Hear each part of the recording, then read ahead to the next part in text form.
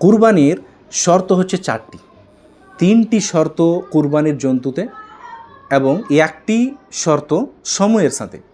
কুরবানির জন্তুতে যেই 3টা শর্ত বলা হয়েছে, 1 নম্বর হচ্ছে জন্তুটা বাহিমাতুল আনআমের অন্তর্ভুক্ত হতে হবে। বাহিমাতুল আনআম এর মধ্যে 3টা জিনিস আসছে। একটা হচ্ছে আল এবিল অর্থাৎ উট, 2 নম্বরে হচ্ছে আল বাকার অর্থাৎ গরু, 3 নম্বরে হচ্ছে আল গানাম। গানাম এর মানে অনেকে আমরা ছাগল জানি, ছাগল। তো গানামের মধ্যে আসে ছাগলও আসে এবং ভেড়াও আসে এবং দুম্বাও আসে। তো 1 নম্বর শর্ত হচ্ছে যে ওকে বাহিমাতুল আনআম তথা উট, গরু, ছাগল, ভেড়ি, দুম্বা এর মধ্যে হতে হবে। 2 নম্বর শর্ত বলা হয়েছে আসিন আল মুতাবার, অর্থাৎ নির্দিষ্ট বয়স হতে হবে। এখানে সিন কথাটা নিয়ে উলামাদের মধ্যে ইখতিলাফ থাকলেও যে এটা সিন থেকে বছর মোরাদ আর নাকি সিন থেকে দাঁত মোরাদ, আল্লাহ আলম বিসওয়াব বছর মোরাদ।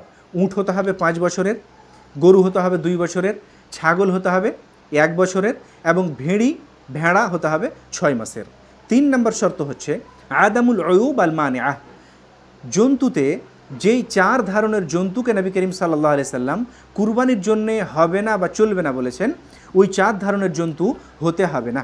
যেই 4 ধরনের জন্তু চলবে না নবী করিম সাল্লাল্লাহু আলাইহি সাল্লাম হাদিসে বলেছেন, 1 নম্বরে হচ্ছে আল আওরাউ আল বাইয়িন আওয়ারোহা, অর্থাৎ প্রকাশ্য কানা পশু, প্রকাশ্য কানা যার চোখ বেরিয়ে আছে অথবা ভিতরে ঢুকে আছে, বিশেষ করে 1 চোখের কথা বলা হয়েছে, 2 চোখও যদি এরকম অন্ধ হয় তাহলে ওটা চলবে না। নাম্বার 2 বলা হয়েছে আল মারিদাতু আল বাইয়িন মারাদোহা, অর্থাৎ প্রকাশ্য রোগাক্রান্ত পশু, এমন পশু যে কোনো রোগে আক্রান্ত হয়ে আছে এবং দূর থেকে দেখেই বুঝতে পারা যাচ্ছে যে এই পশুটা রোগে আক্রান্ত আছে।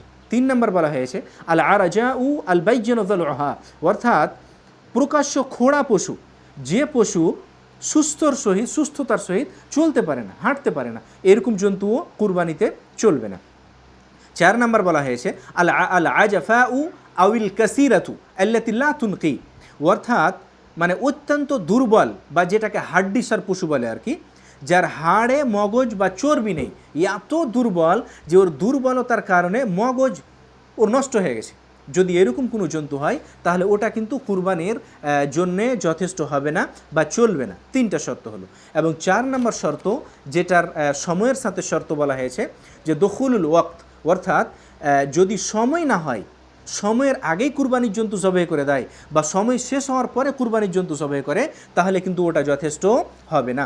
কুরবানির জন্তু জবাই করার সময় মূলত আরম্ভ হয় ঈদুল আজহা সলাৎ পড়ার পর থেকে নিয়ে এবং শেষ হয় 13 জিলহিজ্জা অর্থাৎ আইয়ামুত তাশরিকের শেষ দিনের সূর্য ডুবা পর্যন্ত। আল্লাহু আ'লাম বিসওয়াব।